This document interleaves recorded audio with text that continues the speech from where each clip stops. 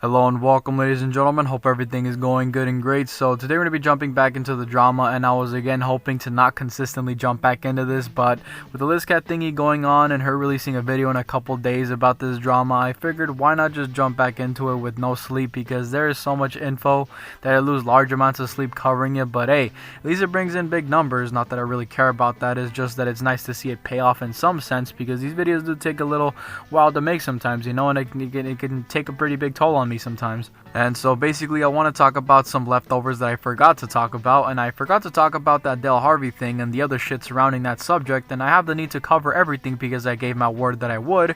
And so I want to give my thoughts, my perspectives of all this, and I will again be neutral like always, so I won't be responding to anyone and or hearting any comments. So please give your criticism, conspiracies and or hate. Just have a whole ass chat war in the comment section. And thank you to those who are supportive in the comments, which reminds me, shout out to my channel members for being so supportive. I am thankful to have this type of support, and it's a blessing to have made this much progress with you guys, so I thank you guys for that. But anywho, I didn't really know where to start with this because it was kind of a mess when this all happened, so I'll just start off with the Harvey thing. So for that, I know that there are tweets that involve Ohmwrecker tweeting at Harvey, who is the Vice President of Trust and Safety, which explains that role here, saying, as Vice President of Trust and Safety at Twitter, Harvey leads an international team to define and enforce policy and ensure user safety, privacy, and security in the challenging realm of modern social media. So yeah, a higher up on Twitter, and some people think that she is involved with the suspension of H2ODelirious because one of them was on January of 2021, the beginning of this drama, and the other one being on April of this year, which is pretty damn recent. And so I think that Harvey is involved, but I think that it wasn't just her, rather a team of people that led to the suspension of H2ODelirious, because that's how they operate, especially with such a big creator or user of Twitter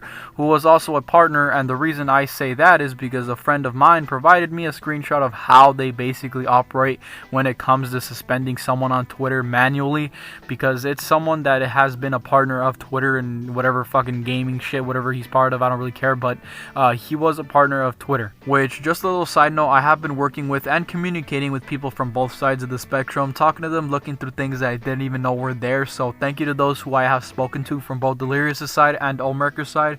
Working with these people really does make my life easier on the research that I try to do. They know who they are, but the screenshots that I was provided with from the Twitter Help Center says, we may sometimes add a notice to an account or tweet to give you more context on the actions our systems or teams may take in some instances. This is because the behavior violates the Twitter rules. Other times it may be in response to a valid and properly scoped request from an authorized entity in a given country. Below is a range of the notices you may come across when viewing an account or tweet. So the word teams and systems are in there, and I want to focus on the word teams there, because if there are teams involved in the suspension of Delirious, then that means it wasn't just Harvey that was involved. She most likely was, but there was a team that was behind the investigation as well, which I would say leads down to one simple question, because it always leads to some sort of dead end all the time, and that is if the ban was justified or not. Did the team find something to, actually ban him for, or was it not righteous? Because Harvey is definitely involved, or at least was, because she resigned from her job at Twitter. But despite her negative reputation, this involved more than just her, so that really simply goes down to, was it a righteous ban or not? I don't have a conclusion to this other than a question that can lead to a conclusion if answered, because if it was a righteous ban, then whatever TJV saw on that email will be true, and if proven a wrongful ban, then that means the email is full of shit and TJV was lied to. But Delirious has been banned for like 3 weeks already, and the appeal thingy is long gone, so I doubt he's ever coming back, and I ain't sitting here defending anyone. If you don't like it, then that's probably because you're biased as fuck. But we move on to the next topic, that being Ohmwrecker doing gay ops. And for those who don't know what gay ops is basically a conspiracy executed by people who connect through social media to harass, dox, deplatform, etc.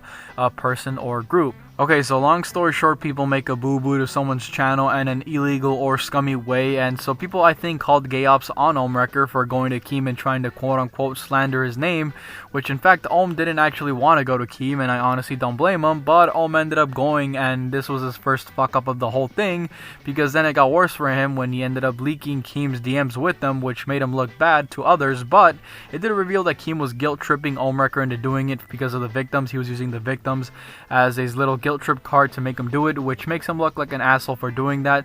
So that's like taking a dub and an L at the same time for Ohm. But they also called gay ops on Ohmwrecker for going to Del Harvey, but in all fairness, we don't even know what specifically he went to Del Harvey for, though it very much most likely is for the Delirious situation because he did get banned, so I will believe that it was for that. But the thing is, if it was a wrongful ban, then it would be considered gay ops, but if the ban was righteous, then it's not gay ops. So everything seems to connect to that one question I said earlier. In my opinion, everything depends on that. If it's righteous, then Delirious will be under heat. If it isn't, then Ohm will be the one under heat. It's that simple in my opinion.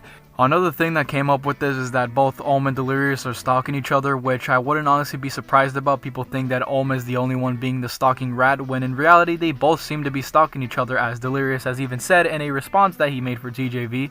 I'll play the clip for that. Roll it. Delirious did want to point out that he says, "I will say, I put in the same amount of work looking into his background that he has for me."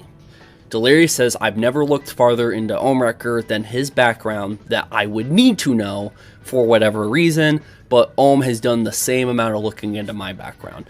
So Delirious is making the point, if I'm a stalker, Ohm's a stalker.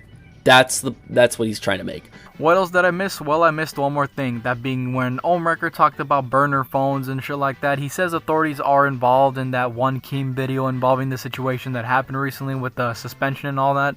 And honestly, if they are involved with the authorities, then the authorities' jobs has become a little bit more difficult, judging off of how much has been made public in the beginning and now. So I'll roll the clip for that, and here it is. Roll it. I reached out to Ohmwrecker to see what he knew. This is what he had to say. On Wednesday of last week, he notified me that H2ODelirious got suspended off of Twitter. He said it was for threatening one of the victims, stalking and harassing me over half a dozen accounts for months. I asked Ohmwrecker who the girl he was interviewing, one of these alleged victims, was. He responded by saying she's someone Delirious was allegedly grooming and having send birthday suit pictures and videos while she was underage around 2015. She received threatening messages about her baby when she made a single subtweet to practically no followers within hours from that Survey Junkie Now account. I said, "Bro, what's her contact? What's her Twitter?" Trying to get as much information as possible on this story. Ohmwrecker responds saying that she is working with authorities and has needed to stay behind the scenes as it would help quickly link Delirious to any further threats, acts, and intimidation. She's genuinely afraid of him after that. Takes one piece of poo to threaten a baby. Whoa! This is getting dark. Whoa, it's getting real dark. Can you not scream every video, Keem? That would be nice. But anywho, I tried finding that stupid comment of Ohm talking about the burner phones and stuff, and I couldn't find it. I looked for like an hour or two and no luck, mostly because it was in a live chat stream and they argued in like 6 times in 6 different streams, and I'm not gonna go through 10 plus hours just to get a screenshot that will be used for 5 seconds or less. Anywho, I think that's everything. I do want to talk about one more thing, and that is the Lizcat thingy that has been happening, and I noticed that she will be talking about this whole situation and going through the good, the bad, and the ugly, and I can predict that it's going to be her probably just attacking people's character, because she seemed very pissed off in those tweets and the way she responded to that one Vixen lady, and the way she responded to some other people in the comment section. She wasn't in the best mood from what it seems, and she even blocked me, which was very hilarious and kind of surprised me if I'm being honest. But anywho, that's where I'm going to leave it. I didn't want to be consistent with this drama again, but with the Lizcat stuff going on, it's bound to happen, and my response for that is, oh shit, here we go again. Thank you guys for watching. See you on the next one. Subscribe if you're new. Laters.